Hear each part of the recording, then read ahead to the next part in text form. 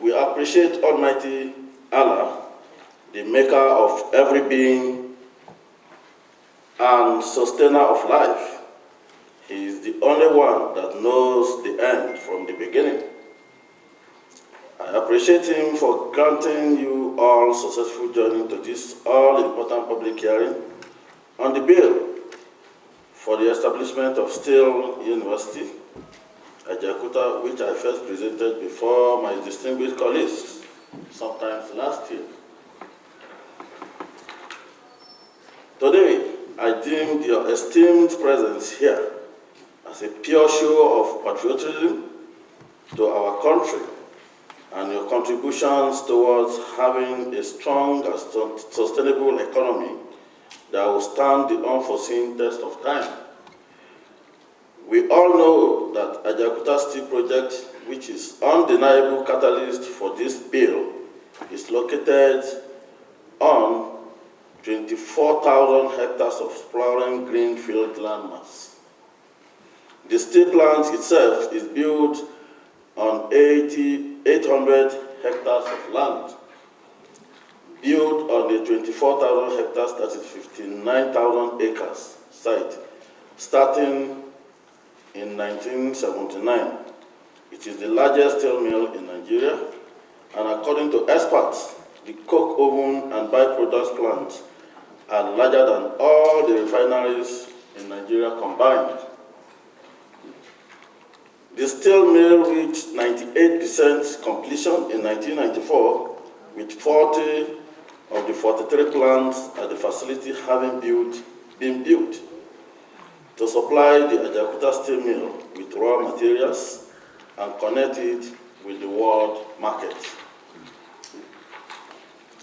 If the automobile industry like Ajaokuta steel mill can be revamped as planned by the government, possible benefits that Nigeria stands to gain include technology transfer, employment for Nigerians, revenue generations through taxes, reduction in balance of trade deficit, increased GDP, and safety specifications. Operation of steel complex of this magnitude is technological driven and political oriented. It is indeed heartwarming to inform you that there are existing structures for the takeoff of the proposed Steel University.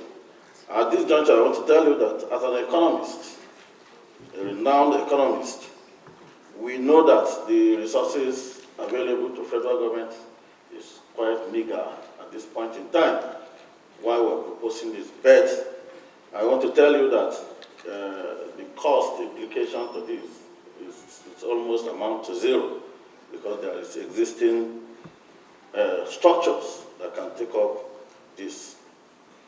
Ladies and gentlemen, I discovered through my personal research that considerable percent of our challenges as a nation could be tackled through purposeful and strategic education of our people in sensitive sectors. Then, I ask, in this 21st century, can education and its institutions be in excess, especially in our society that is battling with hydra-headed security issues? I made mention of strategic education owing to the intractable intellectual gaps that this bill is seeking to bridge in our economy. In summary, the bill seeking the establishment of Steel University, Ajaokuta, is simply meant to fill manpower gaps in the steel industry in our quest to break away from decades of monolithic and crude oil-centered economy. My dear distinguished participants, it might interest you to know that industrialized and developed nations of the world did not attain their levels of development by merely wishing it.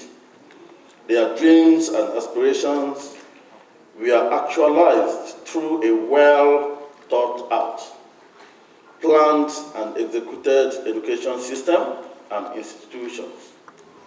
The giant strides made by most Asian countries that are fast competing with the developed countries of Europe and North America had to work on the quality and complex in the quality and relevance of their education system to ensure it met their needs of science and technology. Therefore, Nigeria's aspiration to become one of the industrialized and developed countries of the world can only be actualized through a relevant, functional, and quality education system, especially in sectors bordering on the economy.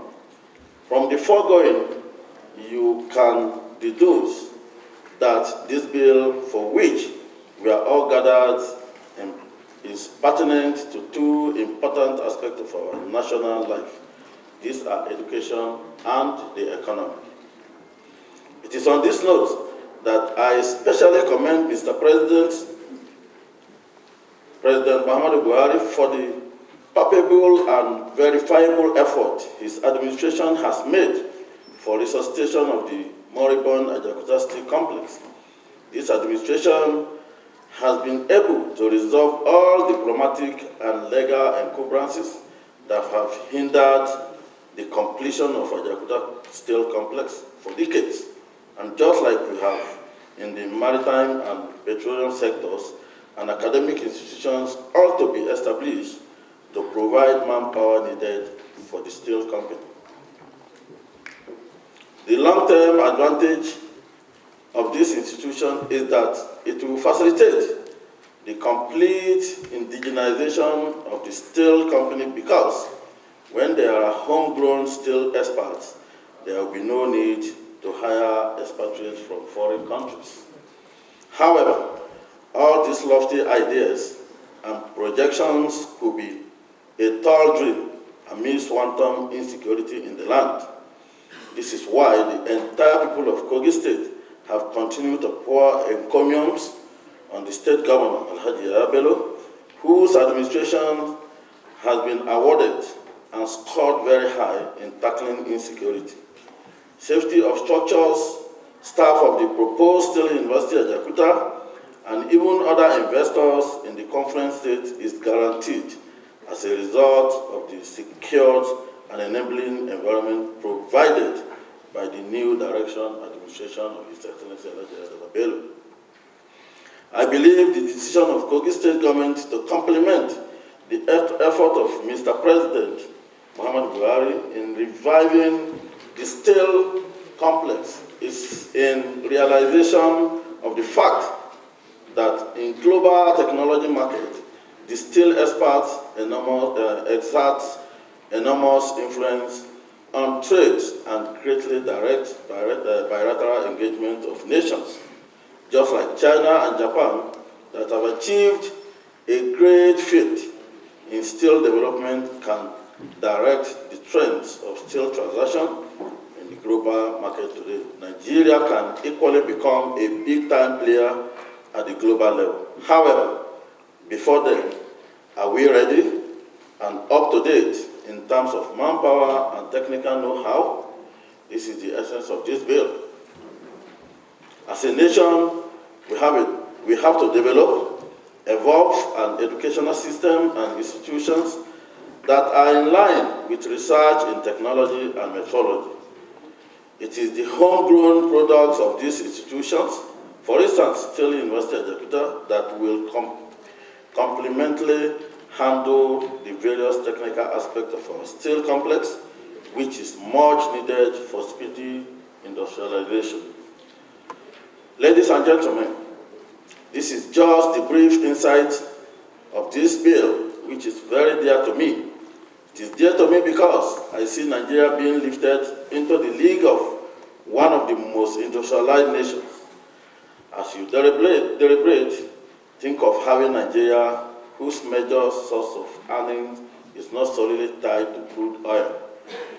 Establishment of Steel University at Ajaokuta is a veritable means of providing the needed homegrown technological and metallurgical experts for our steel and solid mineral sectors.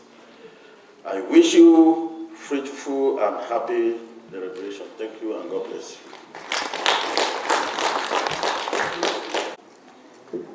The idea of having a state university, I think, is what every Nigerian who is thinking about industrialization of our country should support.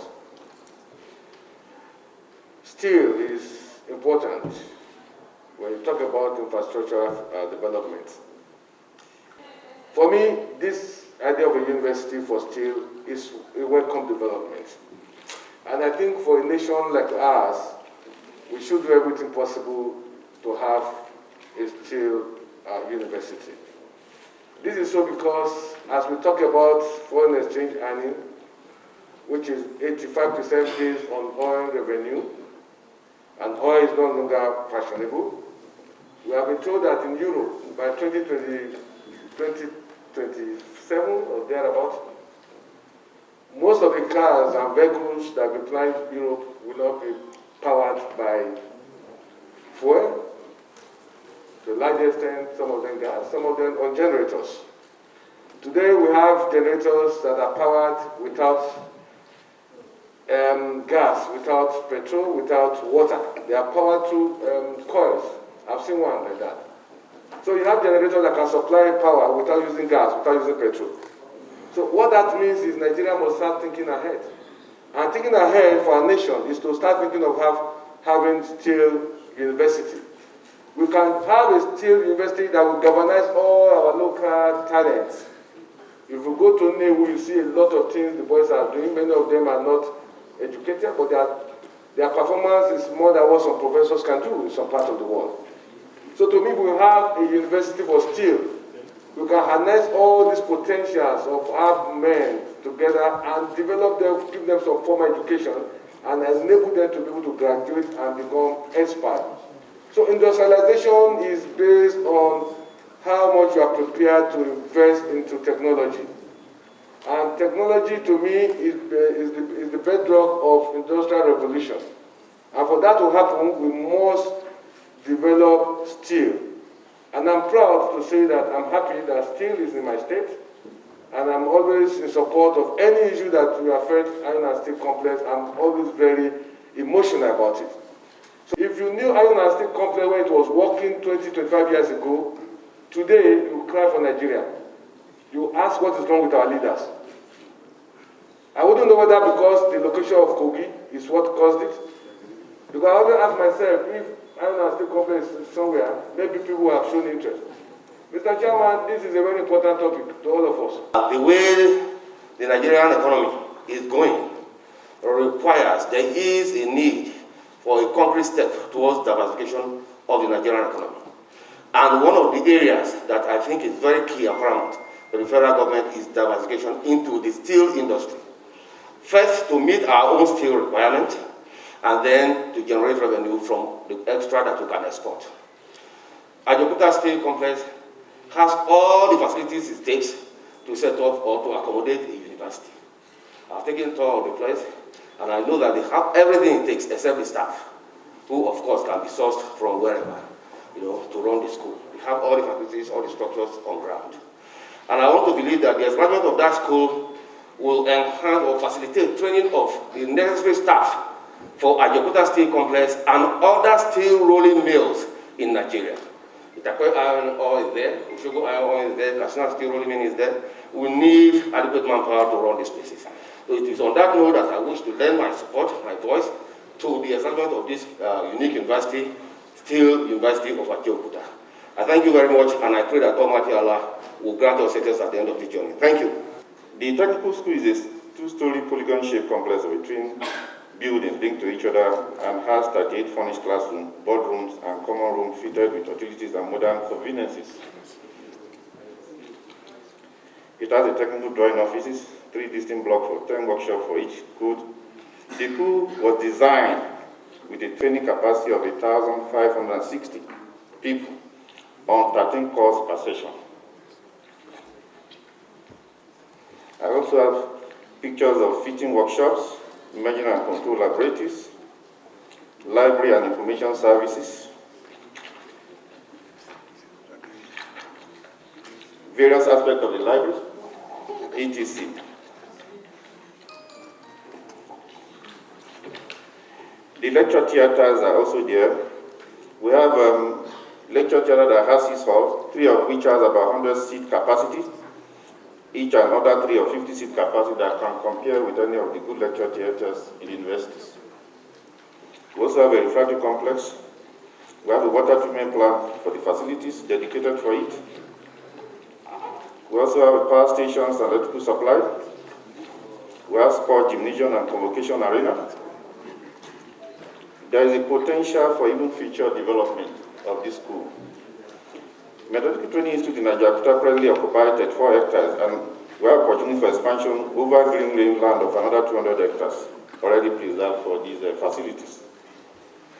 It also enjoys the utilities around Ajaokuta, the power plant of Ajaokuta Steel, the Gerigi power plants, and networks of other distribution. It also has good load and network communication. It can be ably supported by the health facilities in Ajaokuta. Ajaokuta Steel Complex has a comprehensive medical center capable of providing health services at both secondary and tertiary level for the Steel University. We also have accommodation facilities. Ajaokuta Steel Complex has an area of over 27 housing estates with about 30% utilization and 70% at various completion stages, which can be utilized for the purpose of this university staff and accommodation at minimum cost. Security facilities. The Ajaokuta State Authority has status security-wise made up of Police Command, Immigration, NSDC, NDLEA, Navy, Special Task Force of Army, that ensure that the security around the complex is fortified for safety and conducive environment. This university room have come at a better time because I remember those times when we have in the early 80s when this IST was starting. You see our young lads creating a lot of things from the little fabricating different types of iron. And if this thing had been allowed to be sustained, I think sky would have been our limit, not only in Kogi State, but in the nation as a whole. Because if you look at all this youth restiveness that we witness all over the country, it is because they have nothing doing. I remember those in those early 80s when all these young boys wake up as early as 5 a.m. They are going to wait for the truck that will convey them to Ajaokuta. By the time they come back around 6, 7, they are already tired.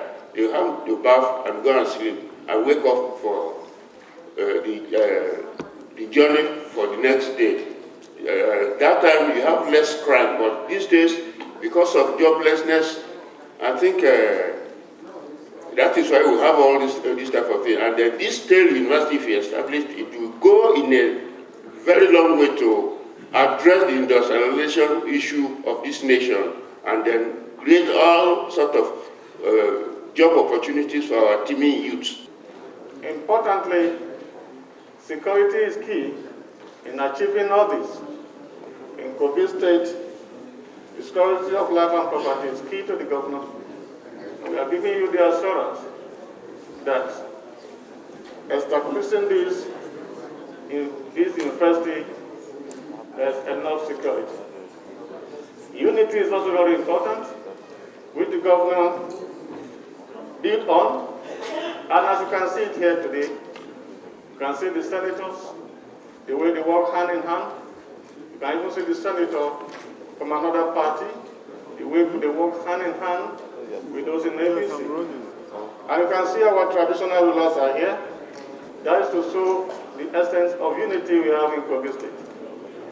And as you noted, Mr. Chairman, sir, that in the last election, that AMPA pulled in the second largest vote, and that endeared you to supporting the College of Education into university status.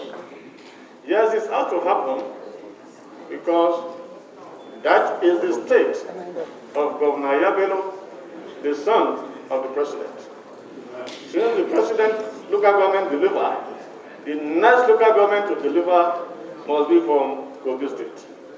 And on that note, I'm giving you the assurance that my governor will do all what is necessary to support the bill, because it is about lobbying. It is about talking to people so as to achieve the aim to develop Kogi State, to develop Nigeria. It is key that we have the human capacity. And that is what all this is all about. Education without quality is nothing. As you can see from the analysis, that in the whole of the North, that we don't have federal university of education. I believe if that of Anchor is looked into, it will address most of the challenges to ensure that we don't just have people who are training our children that need to be trained. But when you have that, we'll be rest assured.